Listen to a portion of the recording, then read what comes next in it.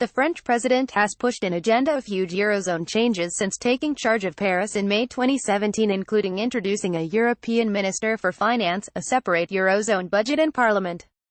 Mr. Macron is, however, struggling to convince Germany that his visions are right for the European Union, with Angela Merkel dragging her feet over the reforms. The German Chancellor might agree that there is a need for a swift change to how the Eurozone operates, but first has to contend with her coalition government, which is not so convinced. Paris and Berlin might be about to deliver a Eurozone reform plan at an EU summit in Brussels toward the end of June, but Germans are far from convinced by Mr. Macron's proposals. GETTYEU News, Germany says Emmanuel Macron Eurozone reforms go too far, we have to fight for a new and stronger Europe. Now is the time. Emmanuel Macron. A brand new poll carried out on behalf of public broadcaster ARD shows a majority of Germans actually reject the French president's plot to deepen EU economic and financial cooperation.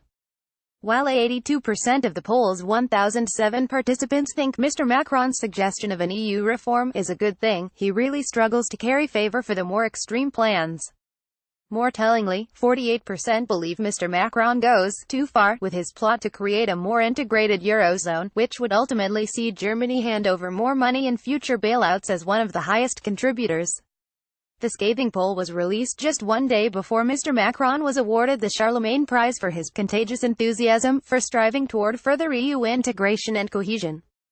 Ms. Merkel gave a speech at the award ceremony in Aachen, Germany, where she and other EU leaders were told to live up to their responsibilities by the French president. Despite the obvious slapdown, Ms. Merkel was happy to heap praise on her French counterpart and admit reform is needed. She said, with Emmanuel Macron, a dynamic young politician has entered the European stage, for whom European integration and the common currency are a clear course. Despite talks remaining difficult between Paris and Berlin, Ms. Merkel added, the European Economic and Currency Union must be made more sustainable. We will make the Eurozone more crisis-proof. The Germans' kind words did not soften Mr. Macron's speech as he ripped into Berlin's budget surplus fetish. The French president added, we need an ambitious European budget and the Eurozone with its own budget allowing for investments and convergence between member states. We have to fight for a new and stronger Europe. Now is the time.